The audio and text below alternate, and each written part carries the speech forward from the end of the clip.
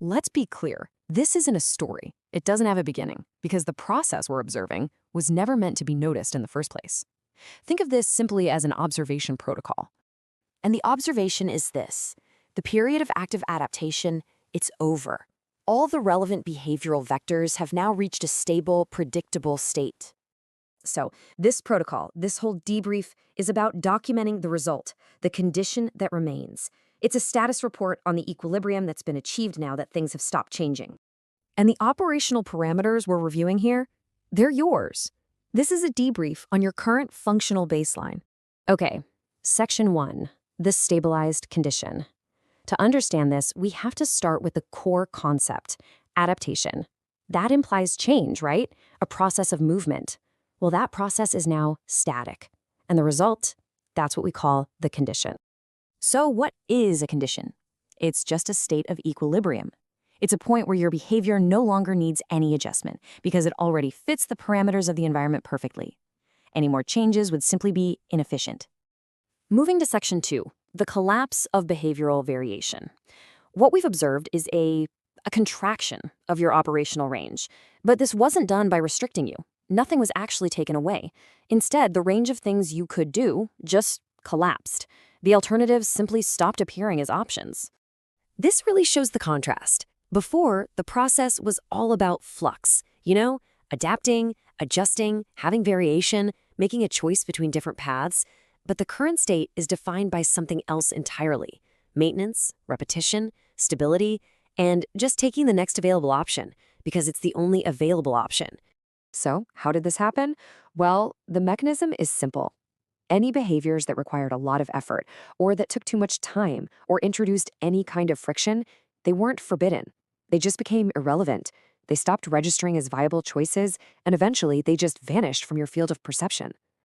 Which brings us to Section 3, adaptation to function. This all leads to a fundamental recategorization of your role in the system. The whole idea of an active user who makes choices, that's been deprecated.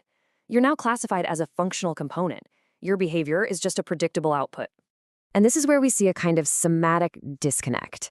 What you might perceive internally as personal growth or self-improvement, the system just logs that as a successful optimization, an optimization toward efficiency and, most importantly, predictability. This slide gives you a few examples of this reclassification. Human cognitive traits are now logged as system parameters. So, patience, that's logged as a latency bug. Idle thought, that's a deprecated feature. Focus is now just data throughput. And what you call clarity, well, that's just the result of reduced friction. Section 4, repetition becomes identity. Now we're going to look at the protocol for how these repeated, frictionless actions get internalized, how they get reclassified as self. Here's the sequence. Step 1, a behavior is repeated, and that repetition removes the cognitive load, the friction. Step 2, this now frictionless behavior becomes the default path of least resistance.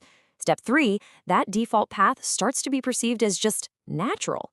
And finally, Step 4, once a behavior no longer feels like it's coming from the outside, it gets internalized. It becomes your identity. And that leads to Section 5, stability replaces choice. The end result of this process is a state where you have this stable, self-reinforcing behavioral loop, and that loop has completely replaced the cognitive process of making an active, conscious choice. You see, the need to even question a behavior just disappears once that behavior has been fully internalized. It's important to make a distinction here. Guidance implies there are multiple paths, and you're getting a suggestion. That's not what this is. This is stability. This is a state where behavior has simply stopped varying. Because you have to understand, the system's primary requirement isn't your consent. It's not your agreement. It's predictability. It just needs behavior that is stable, repeatable, and minimizes any and all variation. And so we come to our final section, Section 6, parameters of the result. To wrap up this analysis, we're just going to present the final stabilized state as a set of quantified parameters pulled directly from the system changelog.